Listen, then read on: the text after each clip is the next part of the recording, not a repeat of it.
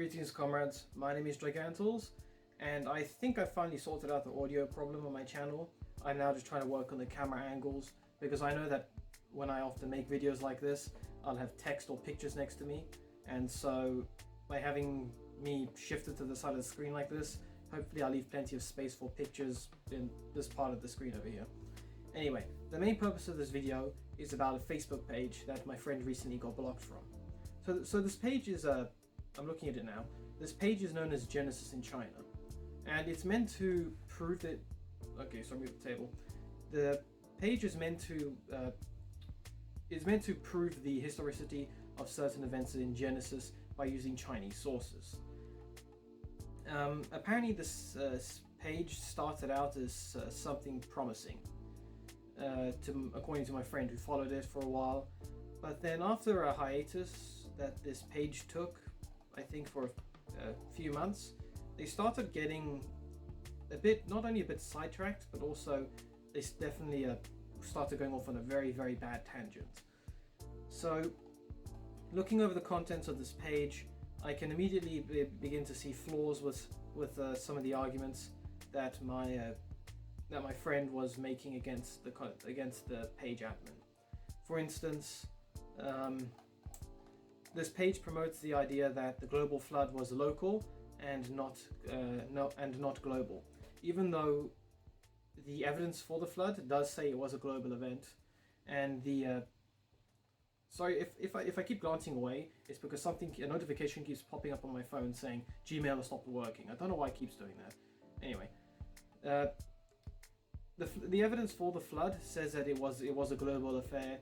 It was a global event. And this page tries to rewrite that flood as a local Chinese event, which I know sounds very strange. Most people who try and portray the flood as a local event say that it was related to the Younger Dryas or something, and it happened in the Mediterranean or in the Middle East, where the flood, where the ark bobbed around for a bit. But to say it happened in China, that is a bit. It's a bit of a.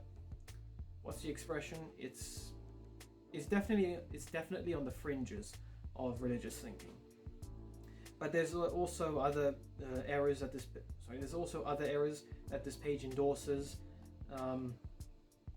such as claiming that the Garden of Eden was in the I think the Gobi Desert, or like in that region, because apparently two of the rivers in China originated from it. And apparently the flood was caused by dams along these rivers breaking and flooding everything downstream. Another major thing that this page says is that apparently angels and demons can have children with humans, even though that's not only biologically incorrect, it's also philosophically incorrect. I need to make a proper in-depth video about this, but one of the reasons why angels and demons can't have children with us is because we are creatures of flesh and spirit, whilst they are only creatures of spirit. For something to procreate, it needs to have a body of flesh, but not only a body of flesh, but also it needs to have DNA to pass on. Angels and demons don't have physical bodies, and because they don't have physical bodies, they have no need for procreation. I was getting confused between procreation and reproduction. But even if there were instances in the Bible where angels were able to manipulate matter so that they could interact with it, or if they were able to create an illusion, there's a very big difference between creating the equivalent of a hologram and creating DNA for yourself. Massive difference. So he goes off a bit on about the giants of old. They weren't the children of Seth. They actually were.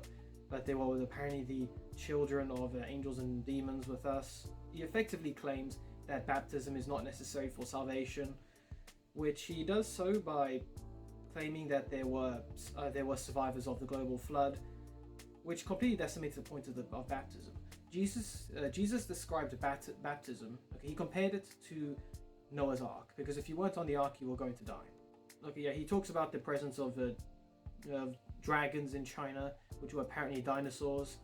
He's obviously a young Earth creationist, though his dates for a few things are off by quite a bit. And he also has no idea what the young earth creationist view is. He sort of makes stuff up on his own. I actually checked out one of his posts a while back to try and see if I could validate some of the information in it. And it was a claim that apparently back when the Chinese ordered a Catholic Italian missionary called Matteo Ricci, I believe his name is, in 1602, he was meant to, the Chinese government commissioned this missionary to create a map of the earth. And that's what he's known for. But he also wrote that there was apparently I quote here, there was once a nation of giants called Badawin in today's western Argentina, located between the Desaguadera Salado River and the Andes Mountains. The problem is, when I tried to look up this source, I found nothing at all. I only found this page. So, and it's not like he even gives any links here or references to whatever document he was using. So it makes me question the validity of some of his posts here, as to where he got the information from. He relies a lot on eisegesis here to try and make the Bible focus excessively on China. It's a very Sino-Centric view. I've seen similar versions of this, or different variations of trying to focus the Bible away from the Middle East and elsewhere. This guy, Genesis in China, he's trying to do it in China. I've seen people try and focus it on India, which was a bit weird. There were people trying to focus it on Africa. Some people try to focus it on the Americas. But it all relies on an ultimate rejection of... okay, that's a spelling mistake. It all relies on the ultimate rejection of evidence. And I don't mean I don't mean he refutes evidence or even proves why the evidence is wrong. A lot of his arguments rely on rejecting evidence for other interpretations. I've said this before in one of my videos from last year or maybe the year before, but thanks to Etsy, I managed to buy I believe I bought over 1,500 documents worth of 1,500 digitalized documents on memory sticks. And a lot of these documents have references or translations of even older manuscripts and documents written in Assyrian, Egyptian, Akkadian, Babylonian, Semitic, Proto-Semitic, Greek, Latin, and so on. I've got loads of these documents, and they all focus, and despite all the variation that these documents have in the information, they all generally agree on events of the Bible taking place in the Middle East, and the foreign documents foreign to the Middle East, they have their own sort of interpretation of grammatical styles and traditions and stuff that happened in the Middle East. They get some of it wrong, but it ultimately shows that they understood the Bible happening in the Middle East. But for Genesis in China, in order to promote their Sino-Centric view of the Bible and its interpretations on Genesis, it definitely it ignores this huge web of information and external verification from foreign sources.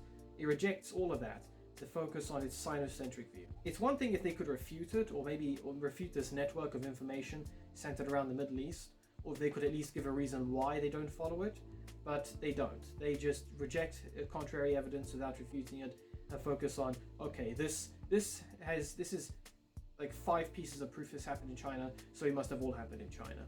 That's their approach for this, pretty much. He goes off topic a lot of the times when it comes to philosophy. I've mentioned about the angels and children of angels and so on. He also gives a lecture about why he doesn't personally accept amillennialism. But last I checked, amillennialism was found in the Book of Revelation. Ignore the police car. Amillennialism is an interpretation of Revelation, the Book of Revelation. It's at the completely other side it's at the complete opposite end of the Bible to Genesis. Why a page literally called Genesis in China is now focusing on an interpretation of Revelation, I have no clue. I can give an amillennialist, I think the Catholic position of Revelation is amillennialist, and there's plenty of historic evidence for that. I'll give it in another video. He talks about the rapture, which ironically began as a Catholic concept, let me tell you this now. It's better to stay behind in the rapture, because the word for eagles in the rapture can also be translated to vultures. You don't want to go where the vultures take you. Genesis in China also relies on a twisted... he favors a pagan account of an event that happened in 31 AD as proof that the crucifixion happened in 31 AD. It didn't. The overwhelming evidence for the date of the crucifixion places it on April the 6th, I believe. April the 6th of 33 AD. So 2 years after this. But, like I said, he rejects a lot of evidence to favor an interpretation. How do I word this? He rejects the local evidence for the date of the crucifixion to focus on a pagan account of what could be a coincidence, because there's apparently also a solar eclipse. He focuses on a coincidental report with some overlapping details on a completely different date that contradicts all of the other evidence proving the crucifixion happened 2 years later. That's a common theme you'll see from his posts. He definitely favors Chinese sources more than anything. I think one of my friends who reviewed his page negatively after this, he pointed out how a lot of people accuse Catholics of adopting pagan traditions and customs and stuff and mythologies to support the church. That's a load of rubbish. But that accusation would fit perfectly with Genesis in China, because they do incorporate a lot of pagan and Chinese mythological concepts into the Bible. Ancient maps indicated Eden was at the source of the Yellow River. One of the most ridiculous arguments I've seen about the placement of the Garden of Eden is that people try and place it on a map of the Earth as it is now. This is part of an overall topic. This is part of the bigger topic about the flood, the Noah's flood, the Great Deluge, the biblical flood, whatever you want to call it.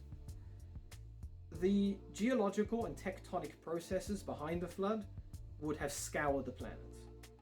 The flood was not a bunch of rain falling for 40 days and 40 nights. No, it was a huge geological and tectonic catastrophe. Speaking as a geologist, as a graduated geologist and a volcanologist in training, the processes behind the flood I understand perfectly. And you would not want to be anywhere other than the Ark, except maybe in space. You would not want to be anywhere on the Earth during the flood. It was an absolute catastrophe. You had massive earthquakes. You had mega tsunamis sweeping across continents. You had you had hypercanes bringing in hundreds of kilometers an hour speed winds everywhere. The Earth was destroyed by everything going on at the flood. I keep putting my hand on the table to scroll and I keep shaking it, sorry. The flood decimated the surface of the Earth. The Garden of Eden is not in the Persian Gulf, it is not in the Americas, it is not in Central Africa, it's not the source of the Yellow River. The Garden of Eden was destroyed. It was absolutely and utterly destroyed. Anyone who has a contrary view and says that they can find the geographical location of where the Garden of Eden was, they have no clue how the flood model worked, how the flood model proceeded. They have no clue about the processes behind the flood. I get very passionate when talking about stuff like this because I love geology, and I really hate it when people try and misrepresent how different geological processes and stuff happened in the Bible, like the flood event, which would have been very, in a destructive sense, it would have been very beautiful to watch, for the same reason watching a volcano erupt would be beautiful. But to mispresent that, it gets on my nerves, pretty much. And that's definitely what Genesis in China does with something my friend said. When talking about the damage to mountain ranges that the flood would have been responsible for, Genesis in China makes a very stupid comment. He tells my friend, who's busy defending the flood model, he says, mountains don't dissolve in water. Which is an absolutely ridiculous strawman that he for some reason decided to make. It shows that Genesis in China ultimately doesn't understand. It demonstrates a complete lack of understanding not just of geological processes, but also of hydraulic processes and hydrological processes. When you have, just aside from earthquakes, which if they're strong enough can literally cause mountains to slide, to break apart and decrease in height. When you have the influence of tsunami activity, that's several trillion tons of water moving at the speed of a jet engine slamming into coastlines. It slows down a bit, sure, but you still have these massive, up to 30-meter tall waves smashing into the coastline. Not only is the force of the water a massive erosive and destructive force, but also all the sediment it's picking up and all the debris. It's also, churning up the ground beneath it, scouring the landscape. Tsunamis are massively destructive forces, and mega tsunamis, which are even bigger. It doesn't matter how big a mountain is. If a mountain gets hit by mega tsunamis, that is going to suffer significant damage. My friend basically, he continued to argue with Genesis in China, trying to point out some of the continued flaws in his argument here, not just from biblical interpretation, but also from geological and hydrological perspectives. With the flood model, you don't just rely on a single interpretation of the Bible for that. You also look at various geological and hydrological processes and even meteorological processes that define the different phases of the flood model. Genesis in China, by reducing the flood event to nothing more than just a few dams breaking in China of all places, he not only devalues his interpretation of the flood of Noah, but he also demeans his general interpretation of the Bible. As I said before, if you devalue the flood of Noah and turn it from a global event where the only people that survived were in the ark, you then undermine Jesus' message of baptism being required for salvation when he compares baptism to Noah's Ark of salvation. But that's something Genesis in China didn't think that far ahead, apparently. As for how I want to deal with this page, because I'm not just going to let something this factually incorrect continue by itself unopposed. I haven't released it yet for you guys to see it, but on Facebook I'm currently doing not a new season, but a new series of posts about the late Pope, because he's made a bunch of new posts that I need to refute. Perhaps after I finish with the late Pope, I'll then be able to focus on Genesis in China and refute all of, not just the theological errors they make, but, sorry, I'm scrolling really fast, not just the theological errors they make, but also all of the intellectual and factual errors that they make. It's going to be interesting since I'll have to delve once more into philosophy, which I only ever continue to find its importance in the field of apologetics ever more significant. Otherwise, this video is going on a bit long. Apologies for that. Have a good weekend, all of you. God bless you all. See you in the next video, comrades. Until then.